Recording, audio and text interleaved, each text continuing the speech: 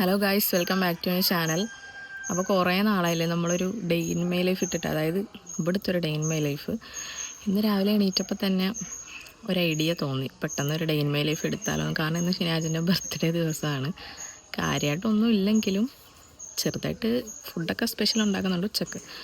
അപ്പോൾ ഞാൻ ഓർത്ത് എന്നാൽ ഡേ ഇൻ മൈ ലൈഫ് എടുക്കാമെന്ന്. ഇപ്പോൾ രാവിലെ എണീറ്റപ്പോൾ തന്നെ രാവിലത്തെ കുക്കിങ്ങിൻ്റെ വീഡിയോ ഒന്നും എടുക്കാഞ്ഞത് ഫോണിൽ ചാർജ് ഇല്ലായിരുന്നു. പെട്ടെന്നുണ്ടായ പ്ലാനല്ല, അതുകൊണ്ട് ഞാൻ ഇന്നലെ ചാർജിൽ വെച്ചിട്ടില്ലായിരുന്നു ഫോൺ. എപ്പോഴും രാവിലെ എണീറ്റിട്ടാണ് കുത്തിയിടാറ്. അപ്പോൾ ചാർജ് ഇല്ലാത്തതുകൊണ്ടാണ് വീഡിയോ എടുക്കാഞ്ഞത്.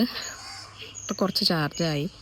ഇന്ന് രാവിലെ കഴിക്കാൻ ദോശയും ചമ്മന്തിയാണ്. ദോശ ഇനി ചുട്ടെടുക്കണം, ചമ്മന്തി ഉണ്ടാക്കുമായിരുന്നു ഞാൻ. എനിക്ക് ചൂടോടെ ദോശ കഴിക്കുന്നത് ഇഷ്ടം. അപ്പോൾ കറി ഉണ്ടാക്കിയിട്ടാണ് ഇനി ദോശ ഇടാൻ പോണത്. അപ്പം എന്തായാലും എന്നെക്കൊണ്ട് പറ്റുന്ന പോലെയൊക്കെ ഞാൻ കവർ ചെയ്യാം. പൊതുവേ ഞാൻ ഇപ്പോൾ ഒരു മടിച്ചിയാണ് വീഡിയോ എടുക്കാൻ. അതുകൊണ്ടാണ് ഈ ലോങ് വീഡിയോ ഇടാത്തത്. ഞാൻ വീഡിയോ എടുക്കാൻ കാത്തിരിക്കും, ഇതൊക്കെ കരഞ്ഞ് ഇറങ്ങി വരാം. അപ്പോൾ എന്തായാലും പറ്റുന്ന പോലെ എല്ലാം കവർ ചെയ്യാം. ഇനി അടുക്കളയിലോട്ട് പോയി ദോശ ഉണ്ടാക്കി കഴിക്കട്ടെ. നല്ല വിശപ്പുണ്ട്. ഇപ്പോൾ രാവിലെ എണീക്കുമ്പോൾ തന്നെ നല്ല വിശപ്പാട്ടാ. ഉമ്മ എണീറ്റപ്പോൾ തന്നെ ഉമ്മാക്കുള്ള ദോശ ചുട്ട് 2-3 കഴിച്ചായിരുന്നു കേട്ടോ. എനിക്കും ഷിനാജിനും പിന്നെ ചൂടോടെ കഴിക്കുന്നതാണ് ഇഷ്ടം. അപ്പോൾ ഞാൻ എണീറ്റ് കറി ഉണ്ടാക്കി കഴിഞ്ഞിട്ടാണ് ദോശ ചുട്ടത്. പിന്നെ പാൽ അവിടെ ഹോർലിക്സ് ഇട്ട് കലക്കി വെച്ചിട്ടുണ്ട്. ഞാൻ പ്രഗ്നൻ്റ് ആയ അന്ന് മുതൽ നാടൻ പാൽ വാങ്ങിച്ച് അങ്ങനെ കുടിക്കുന്നുണ്ട് കേട്ടോ. എനിക്ക് വെറും പാൽ കുടിക്കാൻ അത്ര ഇഷ്ടമില്ല, അതുകൊണ്ടാണ് ഈ ഹോർലിക്സ് ഇട്ട് കുടിക്കുന്നത്. ബൂസ്റ്റ് ആയിരുന്നു ഒരിടയ്ക്ക് കുടിച്ചുകൊണ്ടിരുന്നത്. ബൂസ്റ്റ് മടുത്തപ്പോൾ പിന്നെ അത് ഹോർലിക്സ് ആക്കി. അത് മറ്റേ ചോക്ലേറ്റ് ഫ്ലേവറിൻ്റെ ഹോർലിക്സ് ഇല്ലേ, അതാണ്. അത് അത്യാവശ്യം കുഴപ്പമില്ല, ടേസ്റ്റ് ഉണ്ട്. ഇപ്പം മിക്ക ദിവസങ്ങളിലും രാവിലെ എണീറ്റ് കഴിഞ്ഞാൽ എനിക്ക് നല്ല വിശപ്പാണ് കേട്ടോ. ചില സമയത്ത് വിശപ്പ് കാണത്തില്ല, ചില സമയത്ത് വിശപ്പ് കാണും. ബാക്ക്ഗ്രൗണ്ടിൽ സൗണ്ട് കേൾക്കുന്നത് അപ്പുറത്തും ഇപ്പുറത്തൊക്കെ പണി നടക്കുവാണ്, അതിൻ്റെയാണ്. പിന്നെ പ്രഗ്നൻ്റ് ആവുന്നതിന് മുമ്പ് ഷിനാജിനെ വെയിറ്റ് ചെയ്ത് അങ്ങനെ വിശന്നിരിക്കും കേട്ടോ. എത്ര ലേറ്റ് ആയാലും ഒരുമിച്ചായിരുന്നു കഴിക്കാറുള്ളത്. പക്ഷേ ഇപ്പം അത് പറ്റത്തില്ലല്ലോ, നമ്മൾ വിശന്നാൽ അപ്പം എടുത്ത് കഴിക്കണം, അല്ലെങ്കിൽ എന്തൊക്കെയോ ഒരു ബുദ്ധിമുട്ടായിരിക്കും വയറിന്. പിന്നെ ദോശയ്ക്കും ഇഡ്ഡലിക്കും എനിക്ക് എപ്പോഴും മസ്റ്റായിട്ട് വേണം കേട്ടോ സാമ്പാർ. പക്ഷേ ഇന്ന് ചട്നി കൂട്ടി കഴിക്കാൻ ഒരു പൂതി, അങ്ങനെ ചമ്മന്തി ഉണ്ടാക്കിയതാണ്. നല്ല ടേസ്റ്റ് ഉണ്ടായിരുന്നു കേട്ടോ. സിമ്പിളായിട്ടാണ് ഉണ്ടാക്കിയത്, പക്ഷേ നല്ല ടേസ്റ്റ് ഉണ്ടായിരുന്നു. ഇനിയിപ്പോൾ റെസിപ്പി ആരും ചോദിക്കരുത്, എല്ലാവരും ഉണ്ടാക്കുന്ന പോലെ തന്നെ കേട്ടോ ഉണ്ടാക്കിയത്. അങ്ങനെ ഫുഡ് കഴിച്ച് കഴിഞ്ഞ് അകത്തോട്ട് കയറിയാൽ പിന്നെ ഞാൻ ഈ ചെരുപ്പ് എടുത്തിടും കേട്ടോ. കാരണം ചെരുപ്പില്ലാതെ എനിക്ക് ഒരിക്കലും നടക്കുന്നത് പോസിബിൾ അല്ല. ഭയങ്കര കാലിന് വേദനയായിരിക്കും.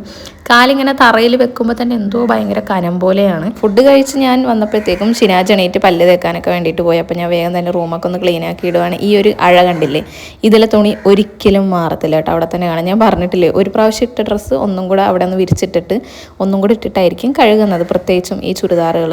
അങ്ങനെ ബെഡ്ഷീറ്റും പുതപ്പൊക്കെ ഞാൻ ഒന്ന് വൃത്തിക്ക് വിരിച്ചിട്ടിട്ട് നേരെ അടിച്ചു വരാൻ വേണ്ടിയിട്ട് പോയി. അടിച്ചു വരൽ മാത്രമേ ഉള്ളൂ കേട്ടോ, തുടക്കത്തൊന്നും ഇല്ല. തുടക്കാൻ ഞാൻ ഇതുവരെ സ്റ്റാർട്ട് ചെയ്തിട്ടില്ല.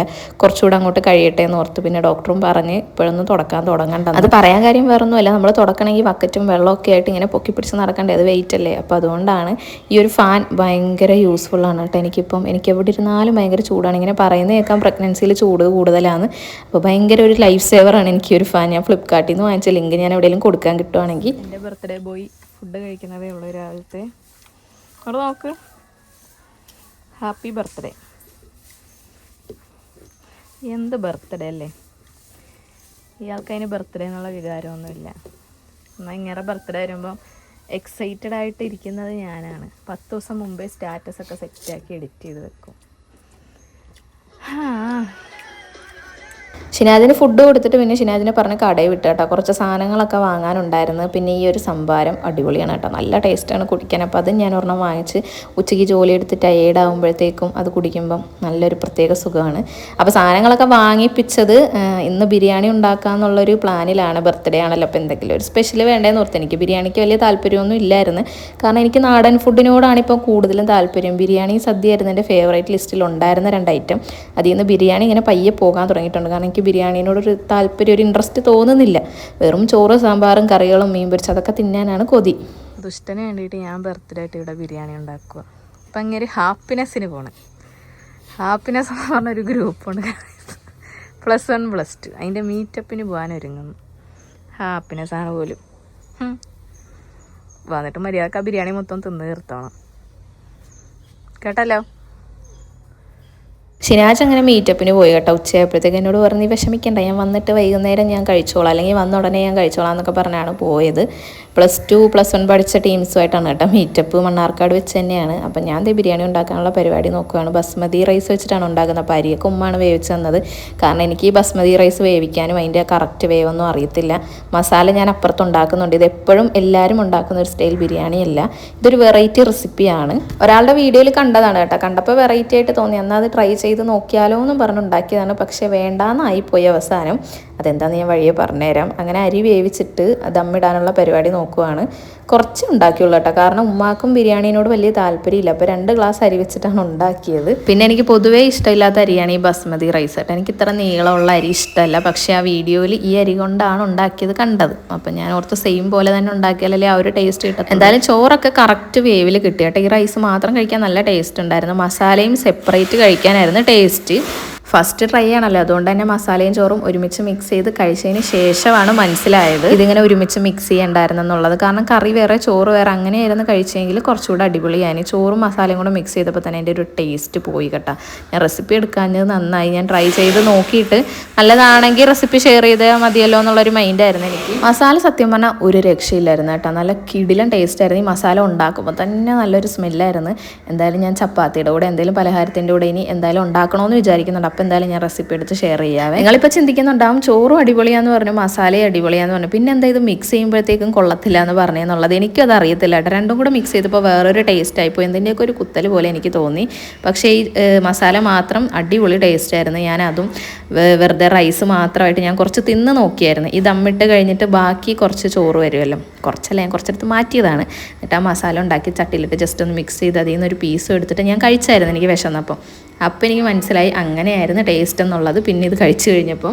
എന്തായാലും ചോറൊക്കെ ദമ്മിട്ട് മല്ലിയിലയും പുതിനയും പിന്നെ സബോള വറുത്തതുണ്ടായിരുന്നു കേട്ടോ. അതും ഇങ്ങനെ ഗാർണിഷ് ചെയ്ത് കൊടുത്ത് ഞാൻ ഒറ്റക്കല്ല കേട്ടോ, ഉമ്മയും ഹെൽപ്പിനുണ്ടായിരുന്നു. ഞാനിങ്ങനെ മസാല ഉണ്ടാക്കി ഉമ്മ അപ്പം ചോറുണ്ടാക്കി തന്ന് അങ്ങനെ. അപ്പം ഞാൻ പറഞ്ഞില്ലേ കുറച്ച് എടുത്ത് കഴിച്ചിട്ടുണ്ടായിരുന്നേ, കണ്ടില്ലേ കുറച്ച് തൈരാണ് കേട്ടോ സൈഡിലിരിക്കുന്നത്.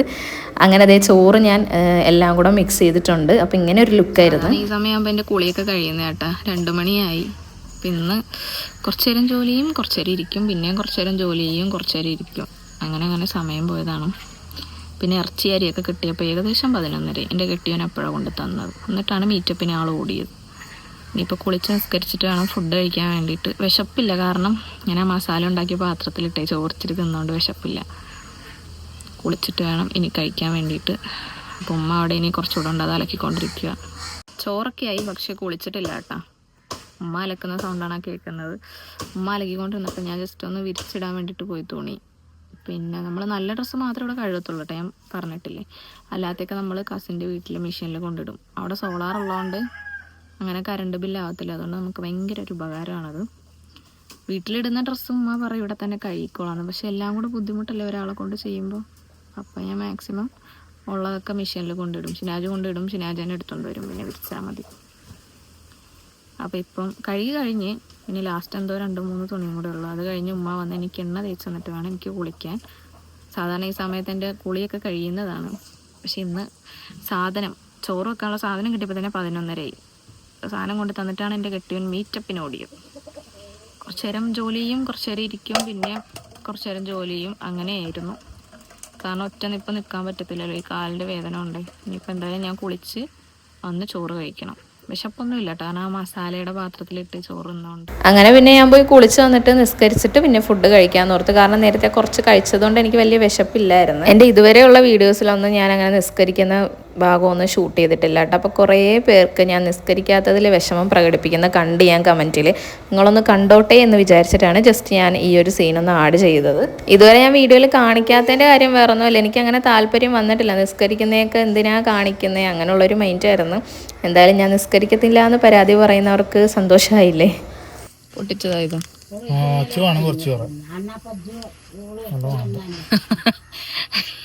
വേണ്ടെന്നല്ലേ പറഞ്ഞ തിന്നണ്ട.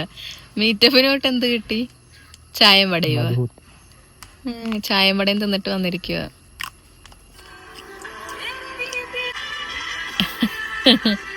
ചോറ് അത്ര അടിപൊളിയെന്നൊന്നും പറയാനില്ല, ഒരു ആവറേജ് അത്രേ ഉള്ളൂ. വിശന്നാ തിന്നണ്ടേ. ഇതിന്റെ മസാല മാത്രാട്ടാ കഴിക്കാൻ അടിപൊളി. മസാല ഒരു രക്ഷയില്ലായിരുന്നു. ചോറുമായിട്ട് മിക്സ് ചെയ്തപ്പോൾ ആ ടേസ്റ്റ് വേറെ ടേസ്റ്റായി. പിന്നെ ഉണ്ടാക്കുമ്പോൾ മസാല മാത്രം. ഈ ചപ്പാത്തിക്കൊക്കെ നല്ല കോമ്പിനേഷൻ ആയിരിക്കും. നിങ്ങളുടെ അഭിപ്രായം എന്താ? വെറൈറ്റി ടേസ്റ്റ് ഉണ്ട്. അത് പിന്നെ എന്തായാലും കുറ്റം പറയത്തോണ്ട് കുഴപ്പമില്ല. വന്നപ്പോൾ ഞാൻ ചോദിച്ചു ചോറ് വരട്ടെ വേണ്ടെന്ന് പറഞ്ഞു. ഞാൻ തിന്നായിരുന്നപ്പോൾ സ്മെല്ലടിച്ചപ്പോൾ ചോറ് വേണമെന്നും പറഞ്ഞ് ഇരുന്ന് ഒരു കാലം ചോറ് തിന്നിട്ടിരിക്കുകയാണ്. ഹാപ്പിനെസ്സിന് വിട്ടും മധുഹൂത്ത് തിന്നിട്ട് വന്ന ആളാണ്. ഹാപ്പിനെസ് ഗ്രൂപ്പിന്റെ പേരാണ് ഹാപ്പിനെസ് ആണ്. ശരിക്കും ആരാണ് ഗൈസ് ഗർഭിണി?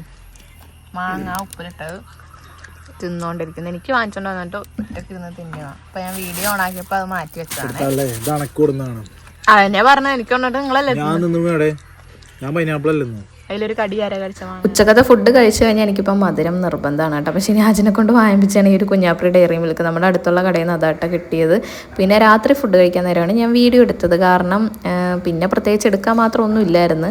ഞങ്ങൾ രണ്ടുപേരും കിടന്ന് നല്ല ഉറക്കം ഉറങ്ങി ഫുഡ് കഴിച്ചിട്ട്. ഉമ്മാക്ക് ദോശ മതിയെന്നും പറഞ്ഞ് ദോശ ഇട്ട് കൊടുത്ത്. ഞാൻ ഷിനാജ ബിരിയാണി തിന്ന് ഇഷ്ടപ്പെട്ടില്ലെങ്കിലും എങ്ങനെയൊക്കെ കഴിച്ച്. പിന്നെ ജ്യൂസ് കൊതി തോന്നിയിട്ട് രാത്രി ഷിനാജിനെ കൊണ്ട് വാങ്ങിപ്പിച്ചതാണ്. അപ്പോൾ ഇത്രയേ ഉള്ളൂ നമ്മുടെ ഡേ ഇൻ മൈ ലൈഫ്.